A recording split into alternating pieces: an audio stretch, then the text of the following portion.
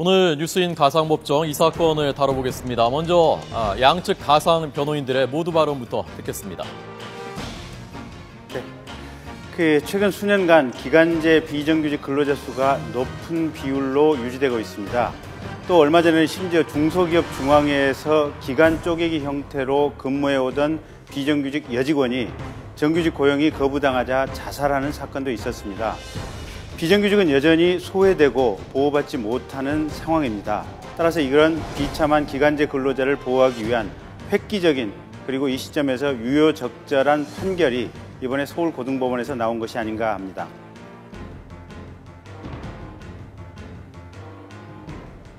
자유시장 경제에서 계약은 지켜져야 합니다. 계약직 근로자들은 심각한 구직난에 자신들의 신분상 불리함을 알고 취직을 하였고 고용주도 도저히 정규직을 고용할 형편이 되지 않아 비정규직을 채용하였습니다. 계약직이 인정되지 않는다면 우리나라와 같이 경직된 노동시장에서 불황을 감당하지 못하는 기업이 무너지면 과연 최종적인 피해는 누가 입을까요? 악덕 기업주는 처벌받아 마땅하지만 선량한 사업자를 위하여 계약직 근로자에 대한 유연한 판결이 필요합니다. 네, 두 분 자리로 모시겠습니다. 어서 오십시오. 오늘 뉴스인 가상법정은 이 사건, 오늘 보도가 된 판결입니다. 서울고등법원의 판결이고요. 오늘 보도됐습니다.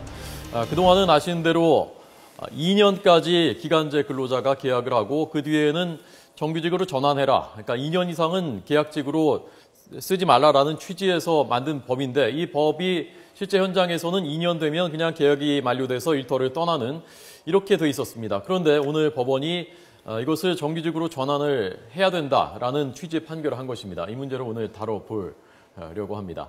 자, 저희가 중간에요. 오늘 실제 이 사건의 그 계약직 근로자 있지 않습니까? 그분을 대리하고 있는 노조위원장을 전화로 연결하려고 하니까요. 그때 두 분이 참고인 질문해 주시면 되겠습니다. 자, 먼저 조금 전 김경진 변호사의 모두 발언에 대해서 예 변호사님 하실 말씀 있습니까?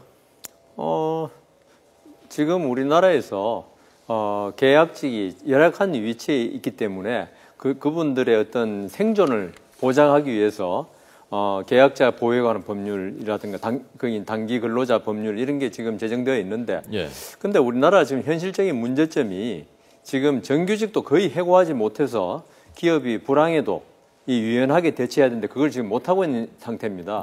이런 상태에서 지금 계약직 근로자까지 강제적으로 지금 이 판결에 하면 못한다는 것인데 이것이 과연 지금 아주 심각한 경제 현실을 이렇게 헤쳐나가는데 과연 적합한 판결인지 의문이 듭니다. 근데 이게 지금 2006년도 하반기에 이제 속칭 비정규직법이라고 하는 기간제법하고 파견법 이 두 법안이 그때 만들어졌거든요. 지금 근 한 7, 8년 정도가 흘렀는데 실은 그 법이 만들어질 때 비정규직을 우리 국민이 이제 어떻게 보면 근로자들이 비정규직화 되는 것을 막겠다. 어떻게 보면 이게 좀 국민 노동자들을 보호하기 위해서 법을 만들겠다라는 취지하에서 그 법이 입법이 됐는데 실은 보면 지금까지는 그 부분이 제대로 좀 안 돼 왔던 것 같아요. 근데 이번에 이제 서울고등법원에서 그나마 조금 전형적인 판결을 내준 의미가 있지 않나라는 게 싶고 이게 당장에 아까 제가 이제 인트로에서 말씀드렸지만 중소기업 중앙회라고 하는 것이 사실은 중소기업을 보호하기 위한 어떻게 보면 사회적인 이 약한 기업을 보호하기 위한 이 모임이 지금 중소기업 중앙회 아니겠습니까? 근데 중소기업 중앙회에서 근로하던 여직원조차도 2년 지나고 나면 해고를 해야 되니까 지금 쪼개기 계약을 했단 말이에요. 2달, 4달, 6달, 2달, 4달, 2달 이런 식으로 해가지고 쪼개기 계약을 해서 결국은 이제 정규직화 될 수 있다는 희망을 계속 심어주는 거죠. 그러면서 이 희망을 통해서 어떻게 가혹한 노동 착취를 하고 심지어는 성희롱까지도 있었는데 마지막 순간에는 보면 노동 착취하고 성희롱 끝에는 보면 정규직화 시켜주겠다고 약속해놓고 약속을 지금 지키지 않았거든요. 그래서 지난번에 중소기업 그 중앙에 근무하던 여직원이 그냥 자살해버렸습니다. 그런 사태도 있었고 또 우리 사태가 지난번에 그 세월호 사건이 있었지 않습니까? 세월호 사건의 항해사들 보면 대부분 비정규직들이었거든요. 보면. 그러니까 굉장히 중요한 안전에 관련된 일을 해야 될 사람들까지도 비정규직 고용이 지금 남발되고 있다. 심지어는 올해 그 산재 사고 관련해 가지고도 현대중공업 그룹에서 도합 지금 11명이 산재로 죽었다고 하는 통계가 나와 있는데요. 지난번에 이제 국정감사에서 나온 얘기인데 그때도 보면 대체로 정규 직원들 사망보다는 대부분이 비정규직 직원들이다. 그러니까 사내 하도급 형태로 일정 부분 띄어서 도급 주고 그 도급을 준 것을 또 도급 주다 보니까 결국은 아주 어떤 열악한 상황에서 근무를 할 수밖에 없어서 사고가 나는데 네. 이렇게 우리나라의 비정규직이 너무나 양산되고 있고 그 결과로 국민들이 일종의 이제 근로를 하는 사람들도 마치 무슨 진골, 육두품, 오두품처럼 어떻게 서열화가 돼 있는 상황들이고 예. 굉장히 인생에 희망이 없는 상태에서 일을 하고 네. 그러다 보니까 법에 의한 도움, 결국은 2년이라고 하는 기간이 지나고 나면 정규직화 된다고 하는 희망을 가질 수 있도록 법률 해석이 이루어져야 되는데 네. 물론 과거의 대법원도 일정 부분 그런 측면이 좀 있긴 있었지만 네. 이번에 서울고등법원이 조금 더 전향적으로 판결을 해준 것은 굉장히 잘한 것이다 이렇게 예. 보고 있습니다. 두 분 혹시 그 법률사무소에서는 그 계약직 직원들 안 쓰십니까? 저는 다 정규직 쓰고 있습니다. 예. 네, 저희는 뭐 제가 경영자가 아니라서 모르는데 네, 뭐 네. 계약직은 없는 걸로 알고 있습니다. 예. 지금 김 변호사님의 말씀에 반론하실 거 있습니까? 지금 이 고등법원 판결이 과연 예. 기관제 근로자 보호에 관한 법률에 의한 지금 판결을 한 것인지 아니면 이때까지 있어 왔던 그 대법원 판결들 많거든요. 예. 그러니까 지금 제가 대표적으로 기억하는 사례가 KBS 교양학단 단원, 그다음 서울시향 단원, 그다음 대학의 계약직 교수들 계약갱신 문제.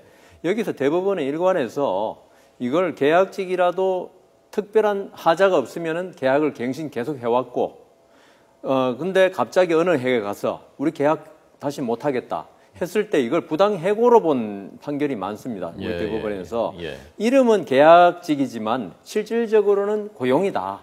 이렇게 본 판결에 의한 판결이라면은 이때까지 대법원에서 해온 거에 따른 고등법원 판결로서 뭐 아주 정당한 거고요.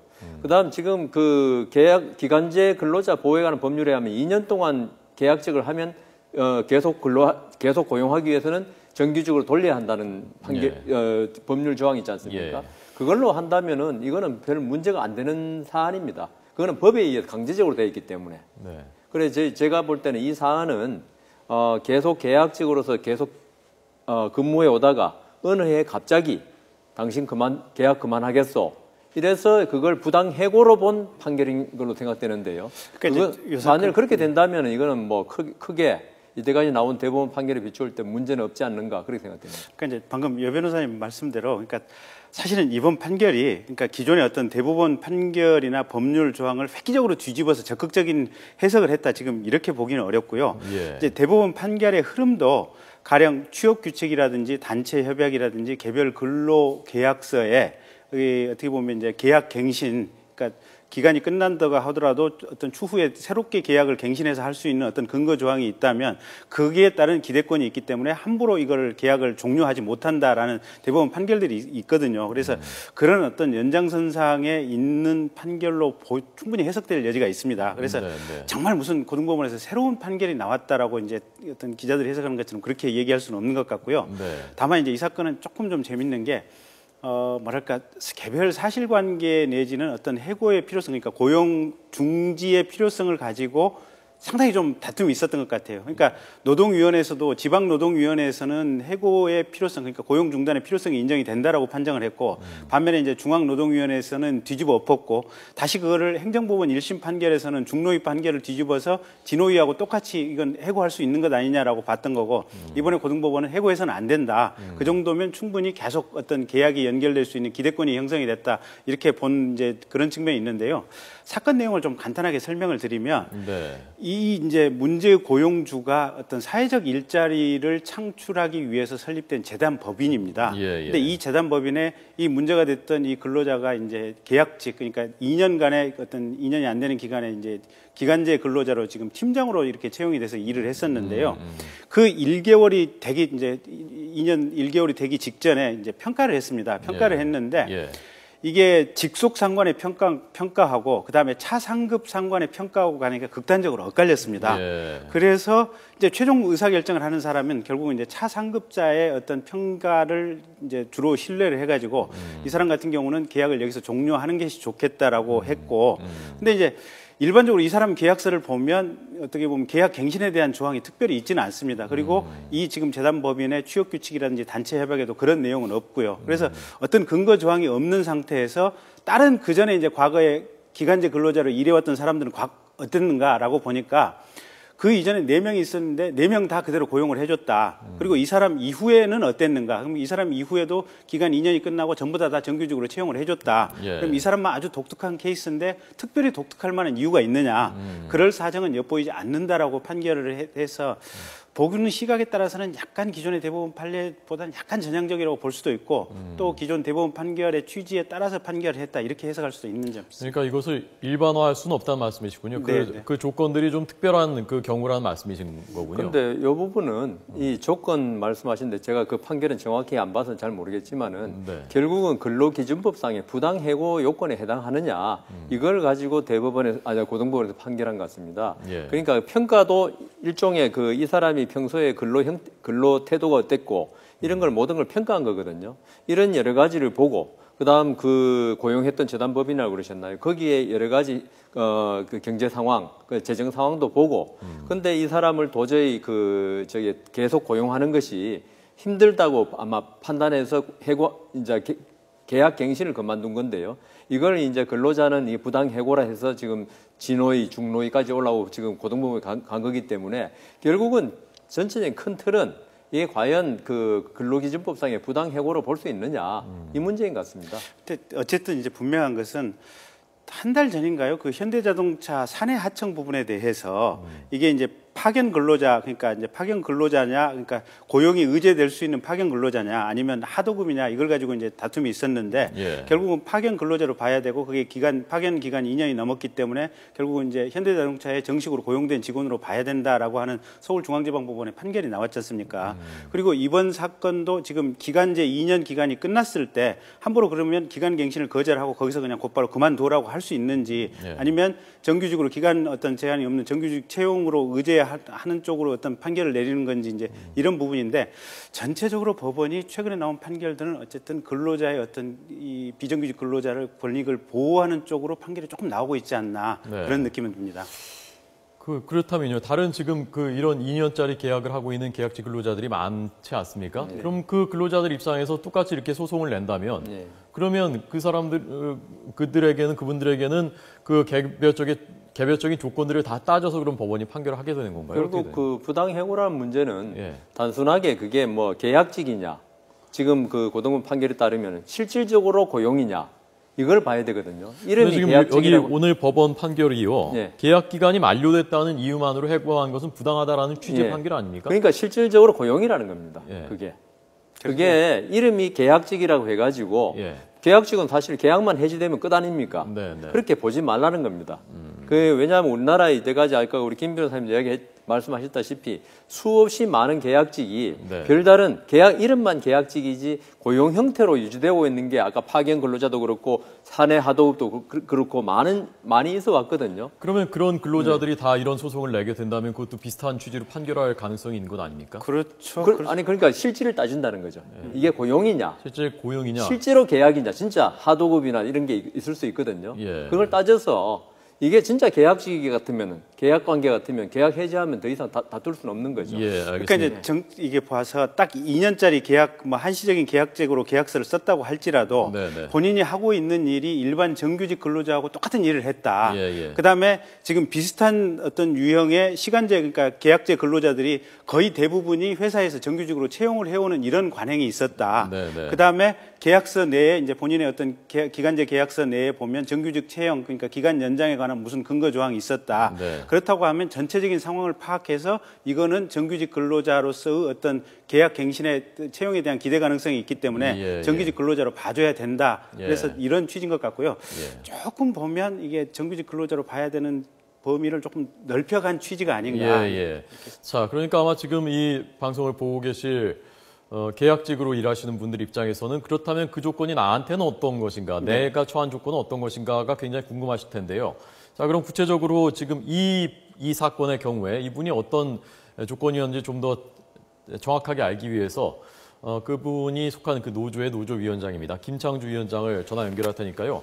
두 분께서 직접 물어봐 주시기 바랍니다. 자, 김 위원장님. 예, 안녕하십니까. 네, 저희 그 두 분 변호사께서 궁금한 걸 여쭤보도록 하겠습니다. 예. 우선 지금 그러니까 대부분 분들이 이게 정식 이제 2년이 끝나고 나서 정식 계약이 이루어진 것 같았는데 네. 왜 이분만 지금 정식 계약이 이루어지지 않은 겁니까? 저희가 이 당시에 해당하는 경우 이전에 선행했던 다른 근로자들의 경우에는 동일한 근로 계약을 맺었다 하더라도 전원이 그 계약 만료가 될 때에는 인사위원회를 개최해서 대부분 전원 다 갱신이 되었습니다. 정규직으로 전환되거나. 근데 이제 이분의 경우에서만 유일하게 인사위원회를 거치지 않고 이제 당연히 계약을 만료해야 될 분으로 이제 계약이 만료가 된 거예요. 근데 저희가 이제 추측하기로는 이분이 이제 평상시에 업무를 소홀하게 했다라는 것은 이제 사용자 측 주장이지만 저희 노동조합 입장에서는 노동조합이 설립이 되고 이분이 조합원이었기 때문에 그런 인사평가상의 불이익을 받았다 이렇게 생각을 하고 있습니다. 그러면은 가상 사측 변호사입니다. 네네. 예, 처음에 근로계약을 체결할 때 예. 이런 계약직인 거 다 알고 있었죠. 예, 맞습니다. 예, 그리고 그 계약 만료 시점에 이 심사를 해서 계약을 네. 연장하지 않는다는 그 근로 조건이 들어가 있었던 건 알고 있었죠. 예, 알고 있습니다. 그리고 회사 측에서는 이분이 근무 태도가 네. 조금 회사 측에서 불만족스럽게 생각할 수 있는 점이 있다고 주장하고 있는 거죠. 예, 맞습니다. 다만 근로자 측에서는 그런 일이 없다. 네. 정상적으로 다른 근로자와 똑같이 근무했다고 지금 주장하고 있는 거죠. 예, 그렇습니다. 그 단체 협약이나 취업 규칙에 네. 지금 이 기간제 근로자들에 대해서 그다음에 이제 정식 채용 부분에 대한 규정이 있습니까? 단체 협약은 당시에 체결하고 있지 않았습니다. 예, 근데 저희가 인사평가상에 그 평정자 두 분 사이에 이제 상반된 평가가 있는 것도 사실이지만 네. 그 사실 이전에 그 인사위원회가 이제 그동안 다 개최가 되어 왔었는데 네. 이분하고 또 동일한 시기에 또 다른 한 분이 이제 네. 동일하게 계약 만료를 앞두고 있었어요. 네.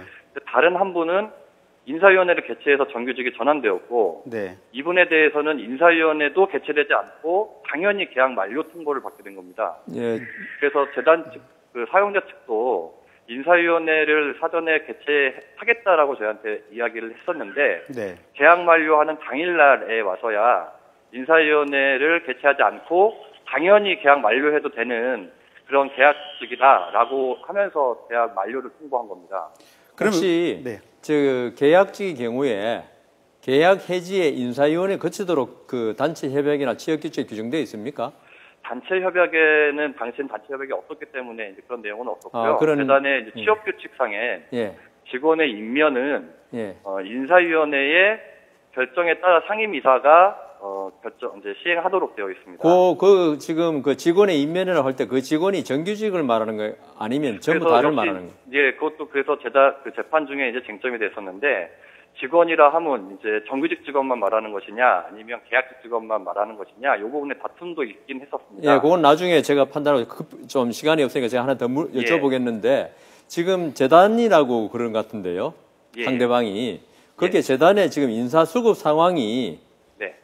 과연 지금 이번에 해고돼 가지고 문제된 부분이 필요 없는 상황이었던가 아니면 인원이 필요함에도 해고시킨 건가요? 인원이 필요했었고 계속적인 지속 업무가 진행되고 있는 도중에 계약이 만료가 된 겁니다. 더 자세하게는 정부의 위탁 사업을 추진하고 있었던 해당 팀장이었고 그 위탁 사업의 종료일은 그해 12월이었는데 이분은 10월 달에 중간에 계약 만료일이 닥치게 되어서 중간에 이제 해고가 되게 되었고 나머지 잔여 업무를 별도의 충원 없이 나머지 있는 직원들끼리 이제 심야 야근을 통해서 그 공백을 메꾸면서 사업을 추진했습니다. 지금 이분이 그러니까 아까 이제 한 분은 인사위원회를 거쳐서 정식 임명이 됐고 예. 이분은 지금 인사위원회를 거치지 않고 그냥 계약 기간 만료로 끝내겠다라고 이제 예. 종료를 하겠다라고 했는데 예. 이렇게 사측에서는 그러면 이게 무슨 그렇게 차별적 어떤 절차를 밟은 것에 대해서 합리적 근거가 있다라고 소송 상황에서 주장을 했습니까? 예, 그 인사 권한은 사용주의 고유 권한이기 때문에 재단이 그동안 인사위원회를 시행해 왔을지라도 인사위원회를 시행할지 말지에 대해서도 사용자가 판단에 의해서 결정한다 이렇게 새로운 주장을 펼쳤습니다.